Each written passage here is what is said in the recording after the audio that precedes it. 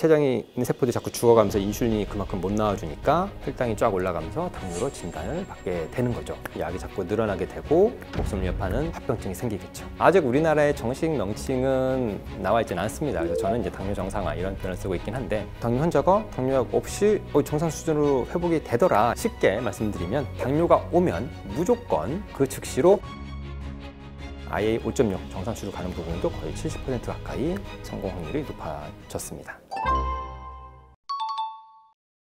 이 부분은 우리가 당뇨가 이제 어떤 병인지를 좀 정확히 이해를 할 필요가 있습니다. 일반적으로 당뇨라고 하면 이 혈당이 높은 병이다라고 생각을 하는데, 이거는 사실은 이제 결과적인 얘기고요.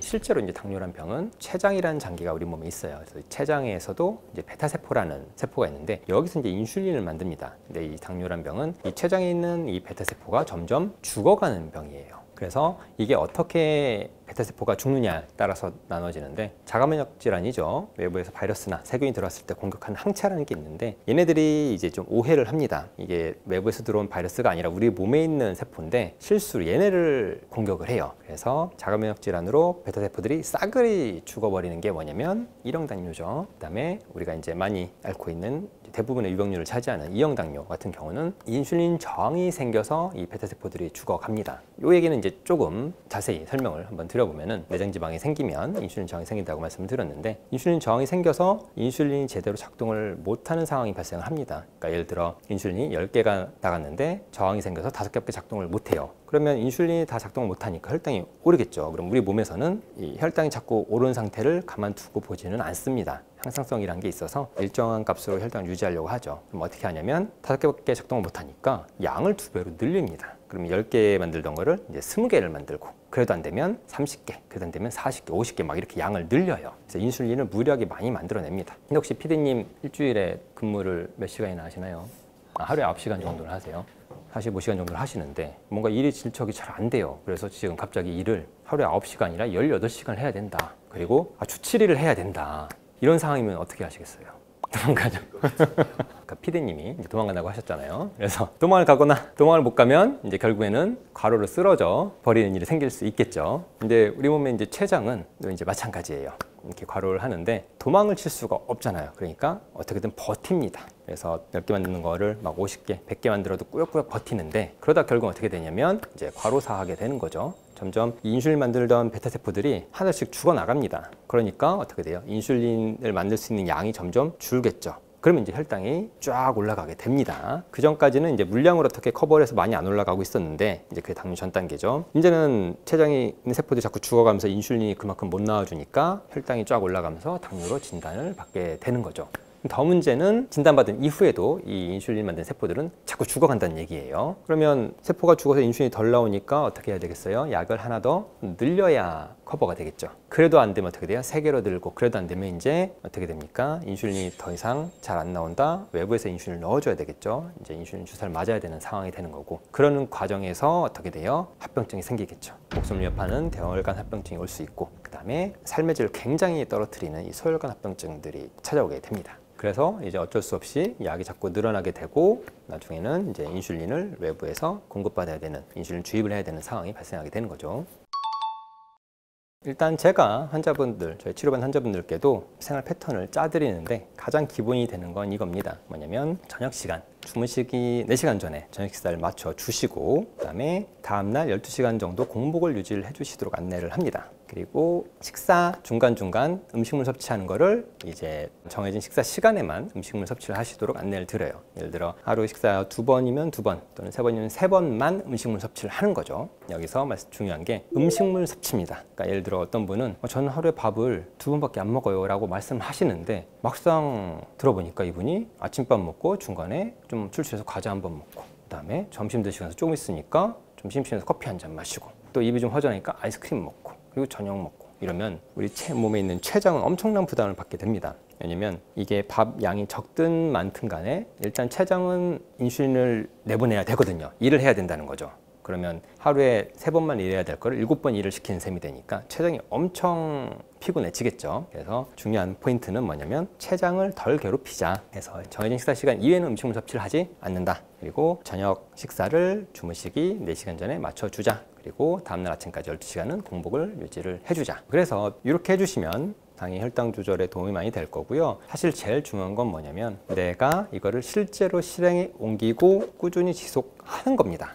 그래서 처음부터 너무 욕심을 내고 이것저것 다 지켜서 하시려고 하면은 이걸 지속하기가 어렵습니다. 그래서 내가 지킬 수 있는 것만, 내가 예를 들어 100점이라면 할 수 있는 80점으로 꾸준히 지속하는 게 더 중요한 거기 때문에요. 당뇨병 관리를 뭐 하루 이틀 하고 말 게 아니잖아요. 평생을 가져갈 거기 때문에 내가 꾸준히 할 수 있는 80점 세팅을 만들어 놓으시고 이 세팅대로 평생을 지속하실 수 있는 것, 이게 사실은 가장 중요한 거고요. 이렇게 했을 때 당뇨약이 들지 않고 협병증 위험도 낮출 수 있는 방법이 됩니다.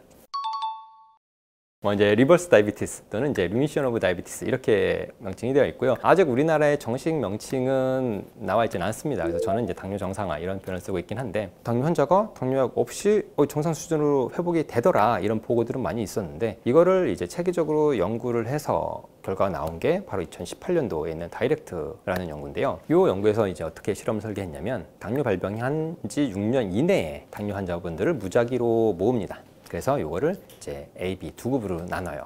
그리고 이제 한 그룹은 당뇨약만 먹고 그냥 결과를 본 거고, 다른 한 그룹은 이제 식단 관리를 엄격하게 하고 운동도 시키면서 체중 감량을 시킵니다. 이렇게 해서 이제 경과를 봤더니 이 당뇨약만 먹은 그룹은 인슐린 분비나 이런 거에 별다른 변화가 없어요. 체중 감량을 한 그룹은 전반적으로 뭐 간 수치, 콜레스테롤 수치, 혈압, 비만도 등등이 많이 개선이 됩니다. 그런데 그거에 덧붙여서 일부 사람들에서는 인슐린 분비가 회복이 되는 게 관찰이 되는 거죠. 그래서 이 연구팀에서 이 그룹을 나눠서 다시 비교를 합니다. 체중 감량을 시킨 그룹을 다시 나누어서 인슐린 분비가 회복이 되는 그룹, 그렇지 않은 그룹을 나눠서 봤더니 인종, 연령, 체중, 성별, 기타 등등 다른 조건들은 거의 유의미한 차이가 없었어요. 근데 뭐만 유일하게 차이가 났냐면 바로 당뇨 유병 기간. 그래서 인슐린 분비가 회복된 그룹은 평균 당뇨 유병 기간이 2.7년, 3년 안쪽이죠. 그다음에 회복되지 않은 그룹은 평균 4.3년, 4년이 좀 넘는 걸로 나옵니다.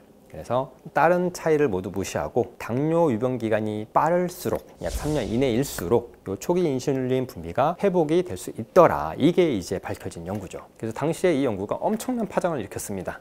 왜냐면 센트럴 도그마라고 하죠. 당뇨는 계속 비가역적으로 췌장이 망가지는 질환인데 이게 회복이 된다. 굉장히 유명하고 파장을 일으켰던 그런 논문입니다. 그래서 사실 대부분의 특히 내분비내과 선생님들은 이걸 연구를 모르는 분이 없을 정도죠. 그럴 정도로 굉장히 파급력이 있었던 연구입니다. 그래서 내장 지방을 줄여서 인슐린 저항을 줄여주는 거죠. 그러니까 인슐린 저항이 이형당뇨를 이제 발생시키는 핵심 키가 되는 거니까 체중을 줄여줘서 겉으로 보긴 체중을 줄여주는 거고 실제로는 이제 인슐린 저항을 줄여주는 과정이 되는 거죠. 그래서 조금 쉽게 말씀드리면 당뇨가 오면 무조건 그 즉시로 뱃살을 줄여라. 그러면 인슐린 분비가 회복이 될 수 있다. 이렇게 정리를 하면 될 것 같습니다. 대신 3년 넘어가면 잘 안 됩니다. 그러면 이제 체중을 감량하는 것 이외에 하나를 더 신경 써야 될 게 있습니다. 그게 뭐냐면 이제 바로 췌장의 피지컬. 이 연구는 이제 서양인들 대상으로 이루어진 연구인데 이 친구들은 췌장이 크고 탄탄합니다. 그래서 살만 빼줘도 체중만 줄여줘도 인슐린 분비가 잘 살아나요. 근데 우리나라 사람들은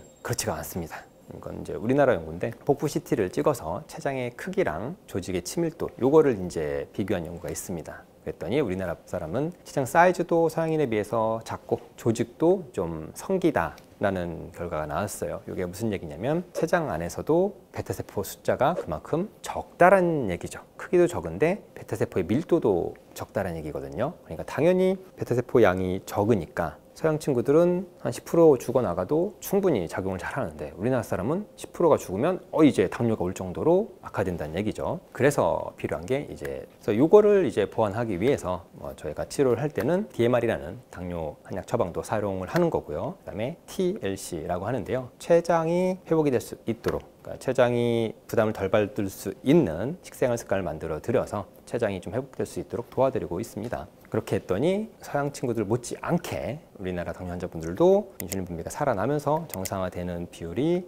많이 높아지더라고요. 그래서 여기 사용하는 DMR 처방 같은 경우는 사실은 좀 실험적인 겁니다. 제가 처음에 이 연구를 접하고 나서 환자분들에게 바로 적용을 시켜봤는데 조금 경과가 잘 나오는 분도 계시고 그렇지 않은 경우도 있었죠. 그래서 경과가 좋게 나오는 경우에 약제 처방 조합을 봤더니 좀 일부 겹치는 이런 조합들이 좀 있는 거죠. 그래서 이것들을 그러면 공통되는 부분을 활용을 해보자. 물론 이제 뭐 논문적인 근거도 있습니다. 그래서 이걸 활용을 해서 써봤더니 경과가 대부분 잘 나오네. 그래서 조절 범위라고 하죠. 6.5 미만이 되면 당뇨 리미션에 성공했다라고 이제 미국 당뇨병학회에서 이제 가이드라인을 제시를 해줬는데, 여기에 들어가는 비율은 뭐 거의 95% 이상이 되는 거고요. IA 5.6 정상치로 가는 부분도 거의 70% 가까이 성공 확률이 높아졌습니다. 그래서 요 DMR 처방은 이제 췌장이 조금 기능이 회복이 되고 쉴 수 있게, 췌장의 부담이 덜 가도록 도와주는 처방이고요. 그래서 우리 몸의 당 대사를 개선해줘서 췌장이 부담을 덜 가질 수 있게 해주는 거고, TLC 식생활 습관도 췌장이 부담을 덜 가질 수 있도록 식사 습관이나 수면 패턴, 그다음에 식사 종류 이런 것들을 저희가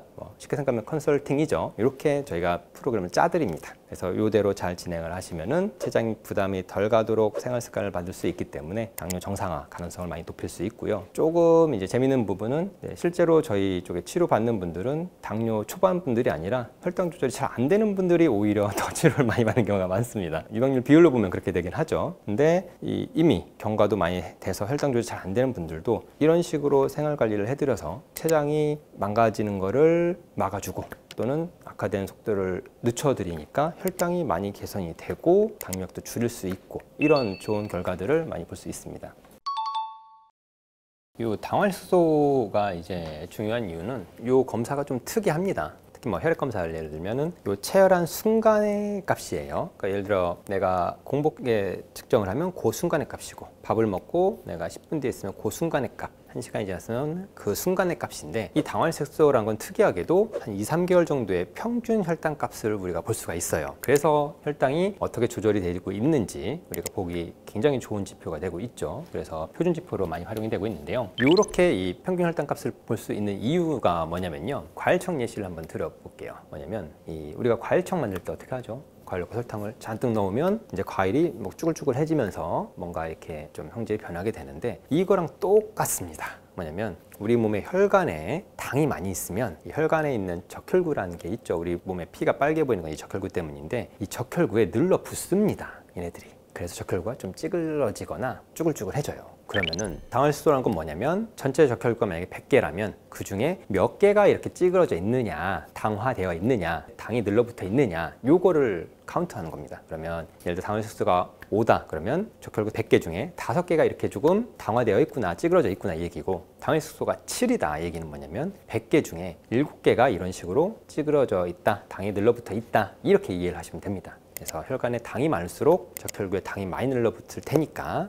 요것들의 개수가 몇 개냐, 이렇게 보는 검사죠. 근데 요 적혈구가 수명이 있어요. 한 번 이 찌그러진 적혈구들이 다시 업하게 되고 생성되는 시간 사이클이 있기 때문에 요 당활수소라는 거는 한 2~3개월간의 평균 값을 우리가 볼 수 있는 겁니다. 그래서 우리가 어떤 공복혈당이나 식후혈당을 보는 것도 중요하지만, 우리가 정기적으로는 당뇨 환자분들이면 한 3개월 정도에 한 번 정도는 꼭 당활수소를 확인하셔서 나의 지금 평균 혈당이 어떻게 유지가 되는지 보시면 좋습니다.